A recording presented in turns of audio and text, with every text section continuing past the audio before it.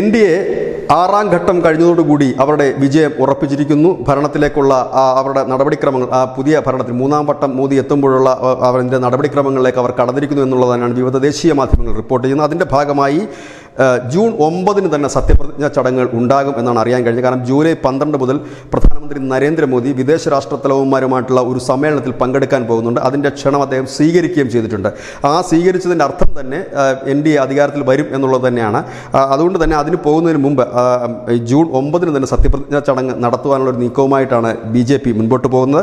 ഇത്തവണത്തെ സത്യപ്രതിജ്ഞാ ചടങ്ങ് നമ്മുടെ പുതിയ പാർലമെൻറ്റിന് മുൻപിലുള്ള കർത്തവ്യ പഥിലായിരിക്കും. കർത്തവ്യ പഥ് രണ്ടാം മോദി സർക്കാരാണ് നവീകരിച്ചത്. ആ കർത്തവ്യ പഥിൽ വെച്ച് നടത്താനാണ് തീരുമാനിച്ചിരിക്കുന്നത്. ഏതായാലും സത്യപ്രതിജ്ഞാ ചടങ്ങ് ഈ അവസരത്തിൽ മറ്റൊരു വാർത്ത കൂടി പുറത്തു വരുന്നുണ്ട്. അന്ന് പ്രധാനമന്ത്രി മാത്രമായിരിക്കും സത്യപ്രതിജ്ഞ ചെയ്യുക എന്നുകൂടി ഒരു വാർത്ത വരുന്നുണ്ട്. പ്രധാനമന്ത്രിയുടെ ഈ വിദേശ പര്യടനത്തിന് ശേഷമാകും മറ്റ് മന്ത്രിമാരെ നിശ്ചയിക്കുകയും വകുപ്പുകൾ ഡിവൈഡ് ചെയ്ത് നൽകപ്പെടുകയും എന്നാണ് പുറത്തു വരുന്ന വിവരം. ഏതായാലും ഫലപ്രഖ്യാപനത്തിന് കാത്തു നിൽക്കാതെ BJP വിജയം ഉറപ്പിച്ചിരിക്കുന്നു. കാരണം BJPയുടെ തന്നെ ഇന്റേണൽ സർവേകളും വിവിധ ഇന്റലിജൻസ് ബ്യൂറോയുടെ റിപ്പോർട്ടുകളുടെ അടിസ്ഥാനത്തിൽ 5 ഘട്ടം കഴിഞ്ഞപ്പോഴേ തന്നെ അവർ ഭരണം ഉറപ്പിച്ചിരുന്നു. 6ാം ഘട്ടം കഴിഞ്ഞപ്പോൾ അവർ പ്രതീക്ഷിച്ച ആ നിലയിലേക്ക് എത്തുന്നു എന്നുള്ള ഒരു രീതിയിലാണ് കാര്യങ്ങൾ മുൻപോട്ട് പോകുന്നത്. News desk news India Malayalam.